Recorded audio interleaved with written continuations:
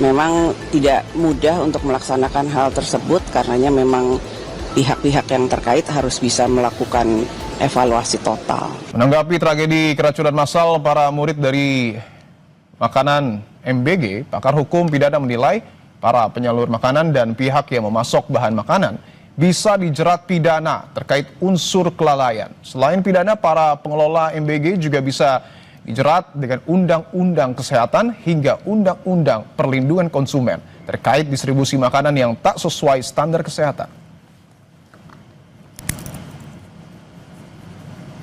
Ada beberapa ketentuan pidana yang bisa diterapkan baik kepada penyalur makanan tersebut yang menyediakan makanan atau pihak-pihak yang memberikan masukan terkait dengan bahan-bahan makanan tersebut. Pasal-pasal pemidanaan itu terkait dengan pasal 359 contohnya, yaitu kelalaian yang mengakibatkan matinya orang lain, dan juga bisa dengan pasal 360 kelalaian mengakibatkan luka berat. Ada juga Undang-Undang Kesehatan nomor 30 tahun 2009 pasal 190 yang mengatakan bahwa orang yang mengedarkan makanan yang tidak mempunyai standar pengedaran makanan yang benar juga dapat dipidana maksimum 10 tahun. Selain itu juga ada Undang-Undang Perlindungan Konsumen ya yang tahun 899 di mana para orang yang mendistribusikan makanan yang tidak sesuai dengan standar kesehatan maka juga dapat dipidana melakukan suatu perbuatan pidana.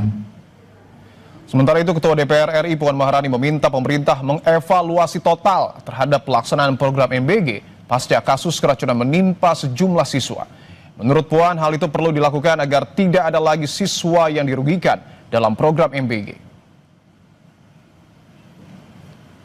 Ya, harus selalu dilakukan evaluasi untuk bisa ditindaklanjuti untuk bisa pelaksanaannya di lapangan bisa menjadi lebih baik dan jangan sampai kemudian anak-anak yang kemudian dirugikan. Jadi memang tidak mudah untuk melaksanakan hal tersebut karenanya memang pihak-pihak yang terkait harus bisa melakukan evaluasi total.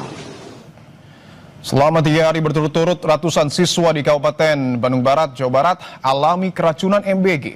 Jumlah ini bukan sekedar angka, namun ada nyawa manusia yang dipertaruhkan. Lalu siapa yang harus bertanggung jawab? Kita bahas bersama Wakil Ketua Komisi 10 DPR RI, fraksi PKB, lalu Hadrian Irvani, dan juga ahli gizi masyarakat, Dr. Tan Sotien, dan Guru Besar Fakultas Hukum Unsud, Profesor Hipnu Nugroho. Bapak-bapak, ibu-ibu, selamat petang semua. Selamat petang. Siap, saya ingin ke Pak Lalu dulu. Pak Lalu, bahwa kita tahu orang tua murid di Kabupaten Bandung Barat akhirnya minta agar program MBG ini dihentikan karena anak-anak mereka sudah kedua kalinya alami keracunan. Tanggapan Anda? Baik, Mas. Jadi pertama yang ingin saya katakan adalah sejatinya program MBG ini adalah program bagus.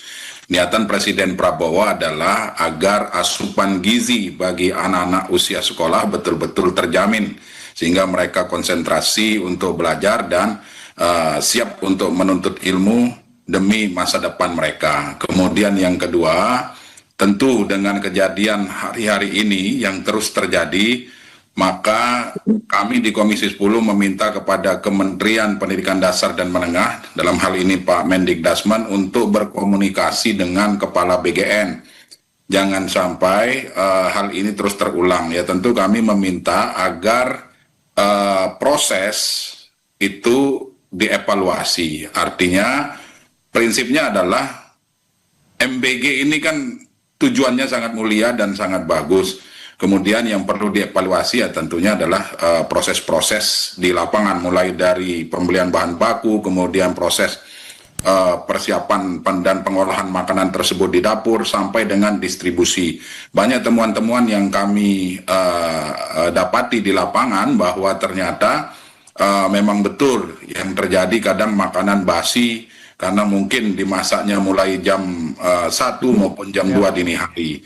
Nah, terkait dengan tuntutan dari para orang tua ya tentu harus diberikan penjelasan baik oleh pihak Badan Gizi Nasional maupun Kementerian Pendidikan Dasar dan Menengah melalui dinas pendidikan masing-masing. Oke. Ini harus diberikan informasi bahwa program ini memang sebetulnya niatannya itu sangat Betul. bagus dan memang ini program bagus gitu. Baik, kita sepakat tentu MBG adalah program yang sangat baik untuk meningkatkan nutrisi dan juga gizi anak-anak. Tapi kan orang tua ini meminta Pak untuk di stop terlebih dahulu dan dilakukan evaluasi.